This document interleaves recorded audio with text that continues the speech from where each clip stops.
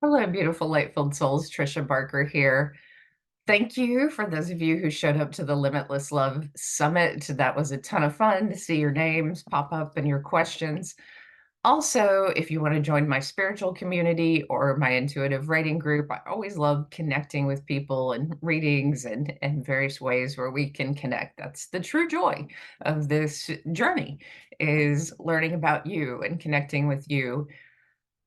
Today, I want to talk about a question that was answered very eloquently, actually, by one of the speakers at the summit. And it's a tough question. A lot of spiritual teachers are weighing in. And what I have to say is not that much different, but I do have my own spin on things. And so, one of the questions that was asked was, what do we do as near death experiencers about the division and extremism and the terror and the wars that are going on around the world? And it's a tough question because it's a complicated question.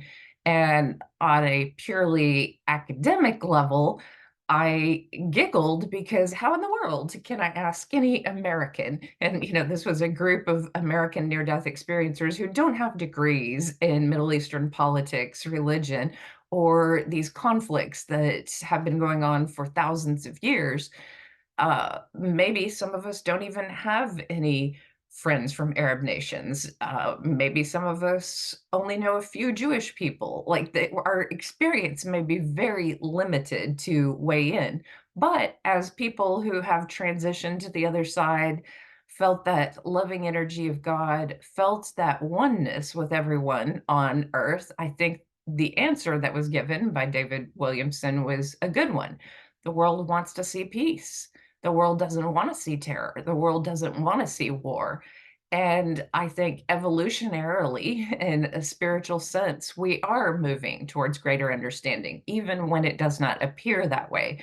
That there is, if you look at the number of people around the world, there is so much good that is being done in this world and not reported. There are so many people working to solve problems and trauma and to add joy and creativity and solutions to this world. But to zero in on the particular conflict that was asked about, I want to, with enormous compassion for all people involved, add the energy of just unconditional love and healing to this topic, if at all possible. When I was back at school in the fall, Yitzhak Rabin was shot and assassinated, and his spirit came to me.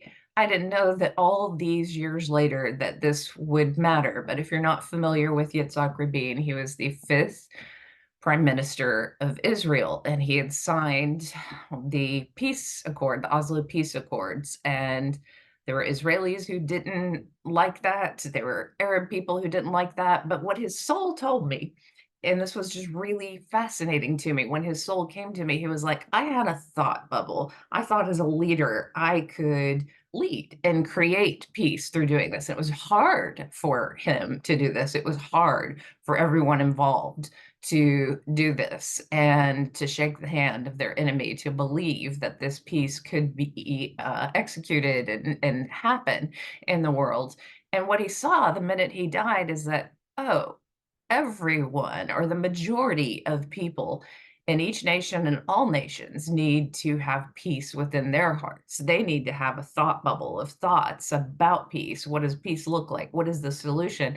It's what I want. It's what I'm working towards. So the majority of people in Arab nations need that thought bubble. The majority of people in Israel need that thought bubble, and beyond these countries, the majority of people around the world need thought bubbles focused on peace, focused on healing, focused on the answer to all the problems, instead of my way is right and your way is wrong. And extremism in other countries and in the US, which I can speak to more easily, living in the south of, living in Texas, uh, extremism to me looks like people are about to fall off the darn edge, like, and they're gonna mate in the middle anyway, that they're getting so far out and so far away from one another that they forget that everything that goes around comes around. There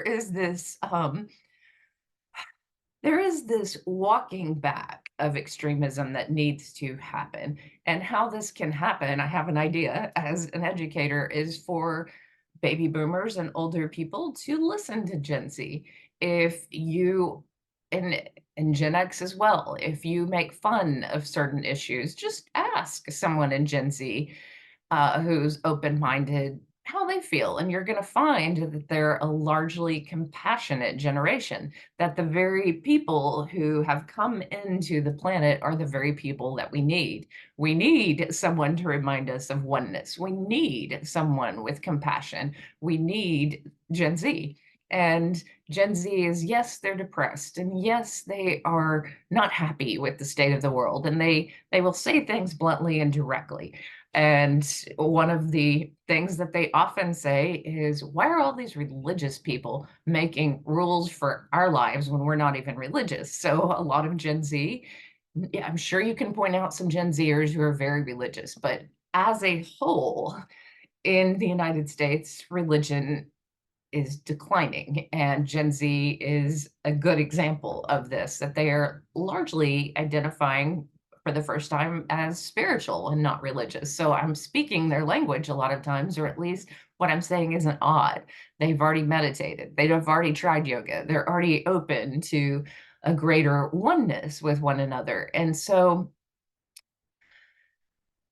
sometimes when you're deeply afraid of the world, it's really, if you look deep within yourself, you're afraid of your own mortality. You're afraid of your own death and your own destruction. And I think near death experiencers can speak to that as well. That when you have joy and you celebrate more of your life and you see the best possible outcome, the most light filled outcome, you're more alive. And you might as well live fully until you die. You might as well live with, I am moving in this direction of light and healing. I refuse to see uh, doom and gloom and fear and division win. And I will be a warrior for the light, but in a loving way. And the more of us who move in that direction, the more strength we can give to that idea. And even if it seems dark and overwhelming and you seem like the only one, you eventually will meet more of your tribe, you will make a difference, and you will be remembered. And to be honest, I know some very highly evolved people in this generation, this Gen Z, who already know their mission. They know exactly why they came in, and they're not afraid to die early. They're not afraid of their mission. They're not afraid of anything. They're very clear about that other side supporting them, helping them. So get to know younger generations, create more community. And when you're hanging on to an idea so intensely that you only want other people to believe exactly like you, just take a breath. Take a breath and realize, like, at a quantum level, other people may be participating with reality and experiencing a completely different reality from you. And that doesn't make them wrong. That just makes their ride. You can be on one roller coaster ride and someone's on a totally different one. And just because you're doing loops upside down and someone else is on a ship that's going side to side, it doesn't mean that they're wrong. They're just on a different ride.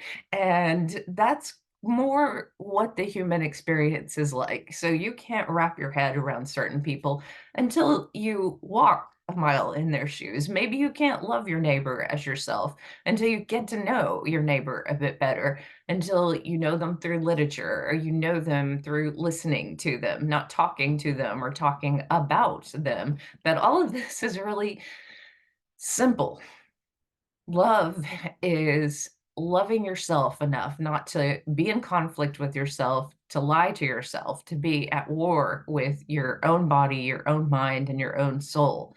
It is to truly love yourself on all levels and to be at peace with yourself.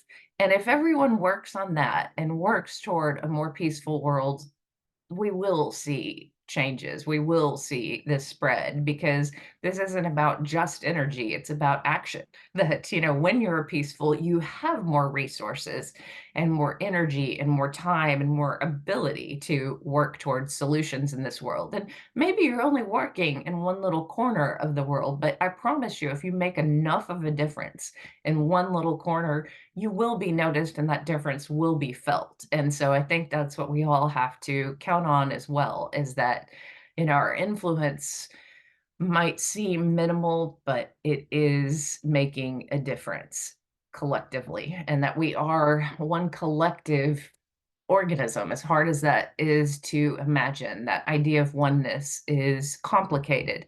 But when there's war, when there's terrorism, when there's conflict around the world, we all feel it. And you may think that you don't, just that idea of, ooh, I'm going to, you know, pay back my enemy.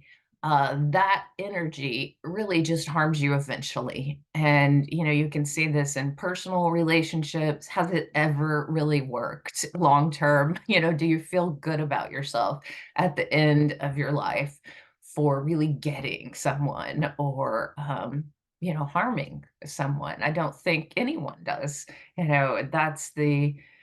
That's also what the near death experience teaches us, is that the highest perspective is a love for all, and it's the hardest perspective here. It's very easy to love people like you. That's easy. It's very challenging to love people who hate you, love people who want to harm you, want the best for people who want to harm you, just so that there can be peace on this world in this world, greater peace. And it's not like we're going to move towards this all at once. This is a process. Just like Yitzhak Rabin said, it takes many minds around the world focused on peace and solutions. And this will not be whatever happens, and whatever new peace happens, it will be a new accord with new minds. So I hope this helps, and may you be blessed, and may you create peace in your life.